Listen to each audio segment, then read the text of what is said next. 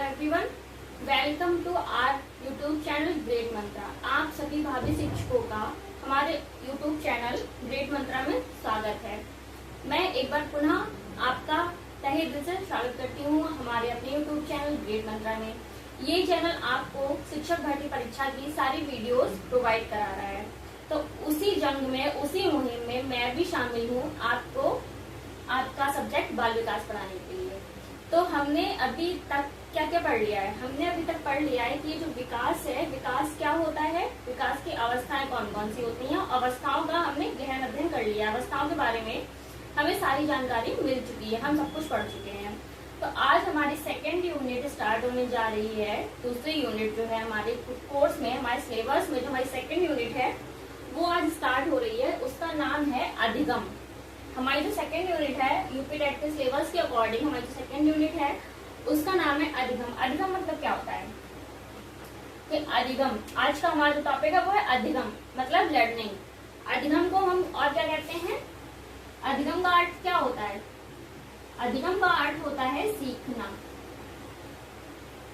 ठीक है, अधिगम जो है, अधिगम का अर्थ है सीखना। आज हम पढ़ेंगे कि जो अधिगम की प्रक्रिया है, सीखने की प्रक्रिया है, ये इसमें क्या क्या होता है, ये प्रक्रिया कैसे होती है, हम क्यों सीखते हैं, क्या सीखते हैं, कैसे सीखते हैं, किससे सीखते हैं, आखिर ऐसी कौन सी जरूरत आन पड़ती है कि हमें किसी से कुछ ना कुछ सीखना पड़ता है, क्यों होता है ऐसा हमारे जीवन में। तो आज के पॉइंट में हम देखेंगे जो सीखने की प्रक्रिया कब से कब तक चलती है, इस प्रक्रिया में क्या होता है। इसलिए जो अधिगम है, अधिगम की जो प्रक्रिया है, मतलब सीखने की जो प्रक्रिया है, ये जन्म से लेकर जीवन पर्यंत तक चलती है। मतलब जब बालक का जन्म होता है, जैसे विकास की प्रक्रिया थी, विकास की प्रक्रिया कब से कब तक थी? विकास की प्रक्रिया थी गर्भावस्था से, मतलब जन्म के पूर्व से थी, वो जन्म के पहले से थी। मतलब जब बालक माँ के गर्भ में पहुंचा तब से लेकर होती है विकास की प्रक्रिया, और होती है जीवन पर्यंत, मतलब जब तक कि बालक की, जब तक कि हमारे जीवन का अंत नहीं हो जाता। लेकिन ये जो सीखने की प्रक्रिया है, ये जन्म के बाद प्रारंभ होती है। ये जन्म से जीवन पर्यंत, जन्म से स्टार्ट हो जाती है। फिर जब तक हमारा जीवन है, जब तक हमारी सांसें थम नहीं जाती, जब तक हमारा दम नहीं निकल जाता, तब तक ये अधिगम की जो प्रक्रिया है, सीखने की जो प्रक्रिया है, वो चलती रहती है। देखिए, ऐसा जरूरी नहीं है कि हम छोटी उम्र में कुछ भी सीखेंगे किसी से। सीखने की कोई आयु नहीं होती। आपने सुना होगा ना कि हम किसी भी उम्र में कुछ भी सीख सकते हैं, बस सीखने का हुनर चाहिए होता है, सीखने का जुनून चाहिए होता है। सीखने की इच्छा अगर हमारे अंदर है तो हम किसी भी आयु में, किसी भी आयु वर्ग के व्यक्ति से कुछ भी सीख सकते हैं। अब ऐसा नहीं अगर हमें कुछ सीखना है तो हम अपने से बड़े इंसान से ही सीखेंगे, नहीं, हम छोटों से भी ज्ञान प्राप्त कर सकते हैं। जो हमसे छोटे लोग हैं, आयु में छोटे हैं, या और किसी भी स्तर से, कैसे भी किसी भी प्रकार से हमसे छोटे लोग हैं, हम उनसे भी कुछ भी सीख सकते हैं। सीखने की कोई उम्र नहीं होती, और सीखने का कुछ ऐसा नहीं होता कि हम अपने से बड़े इंसान से ही सीखेंगे। हम देखिए, आजकल के जमाने के हिसाब से मैं आपसे बात करती हूँ, जैसे छोटे छोटे बच्चे होते हैं, वो एंड्रॉइड फोन चलाना बहुत जल्दी सीख जाते हैं।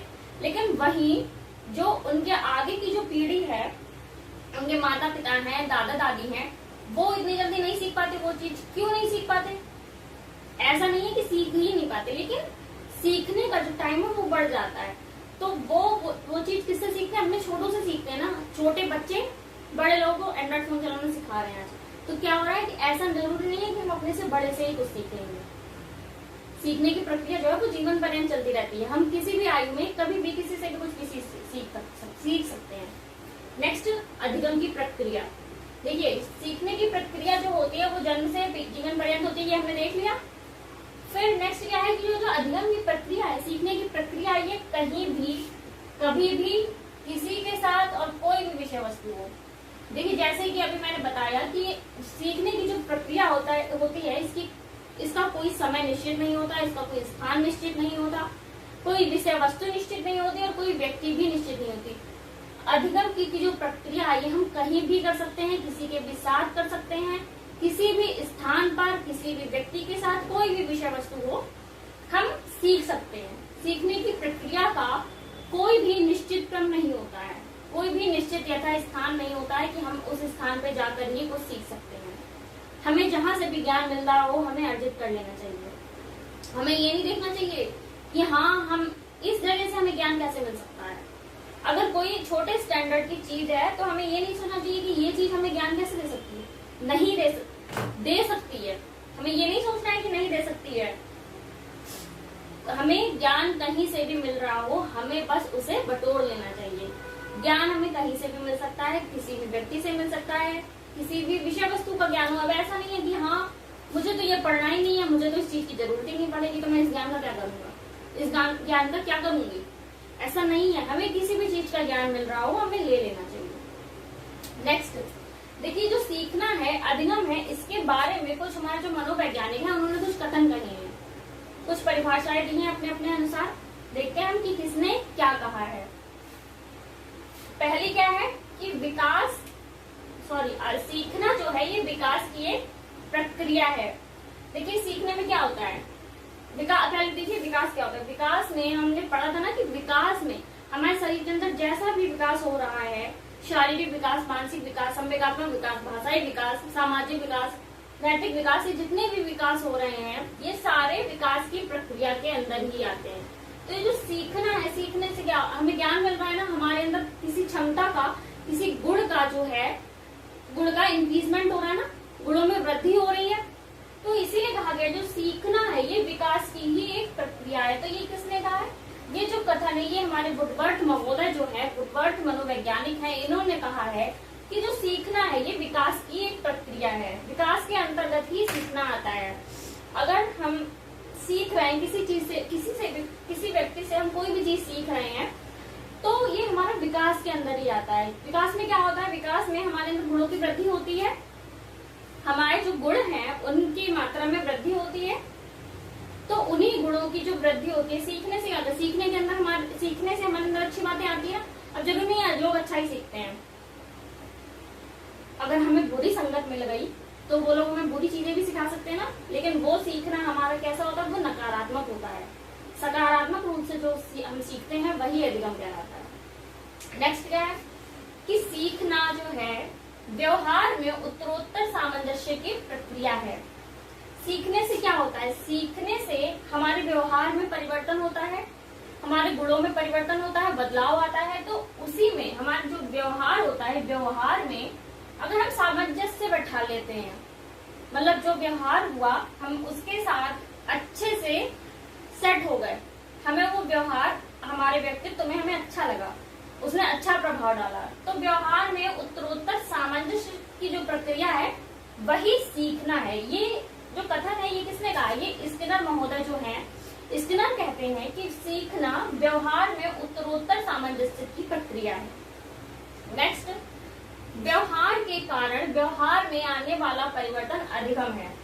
देखिए व्यवहार के कारण हमने किसी से कोई व्यवहार किया, कोई भी काम, जैसे हमने उससे वार्तालाप की, कुछ भी किया, उसके साथ बैठ के कोई काम किया, तो उससे उस व्यवहार के कारण हमारे व्यवहार में आने वाला जो परिवर्तन है, हमारे व्यवहार में जो परिवर्तन हुआ है, हमारे व्यवहार में जो चेंजेस आए हैं वो क्या है, वो जो परिवर्तन है वही अधिगम है।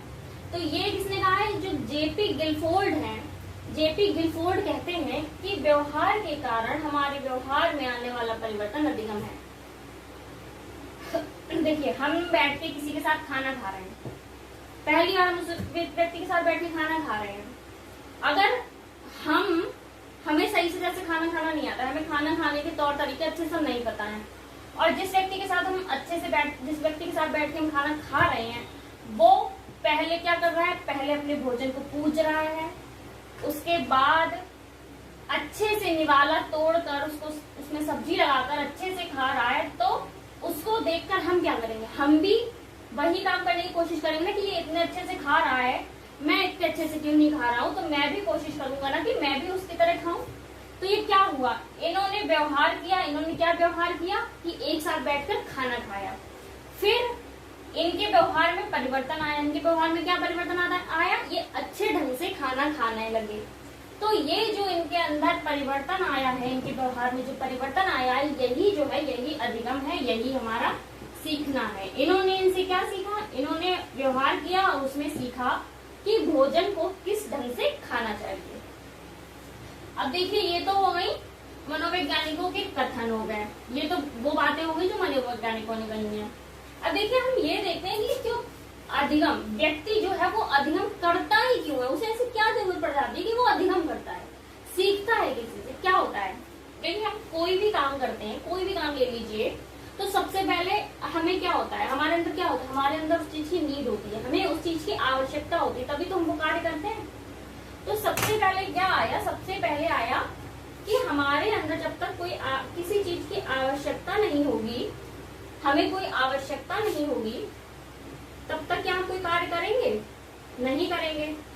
तो सबसे पहले व्यक्ति के अंदर क्या होता है, सबसे पहले व्यक्ति के अंदर आवश्यकता होती है। सबसे पहले उसे किसी चीज की आवश्यकता हुई, उसके बाद क्या हुआ, आवश्यकता के बाद व्यक्ति के अंदर क्या हुआ, चालक आया।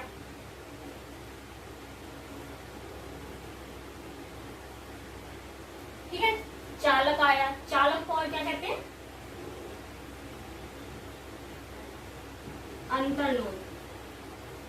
ठीक, आवश्यकता आ गई पहले व्यक्ति को, आवश्यकता के बाद चालक आया। चालक के बाद उसके अंदर क्या हुआ, चालक के बाद उस व्यक्ति के अंदर क्या हुआ, चालक के बाद उस पर तनाव, उसके दिमाग में, मस्तिष्क में क्या हुआ, तनाव आया अथवा दबाव आया। नेक्स्ट स्टेप क्या हुआ, नेक्स्ट स्टेप तनाव या दबाव के बाद क्या हुआ, उस व्यक्ति ने व्यवहार किया।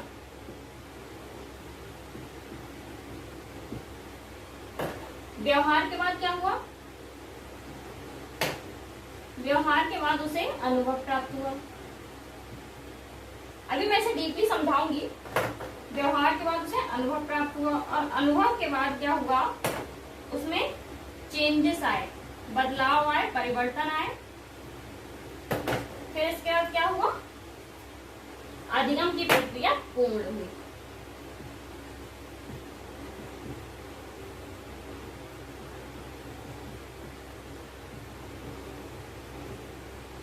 देखिए हम बात कर रहे थे कि ये जो व्यक्ति होता है, व्यक्ति है, हम हैं, हम अधिगम क्यों करते हैं, क्यों सीखते हैं, क्योंकि हमें उस चीज की आवश्यकता होती है। अब जैसे यहाँ पर मैं पढ़ा रही हूँ, आप पढ़ रहे हैं,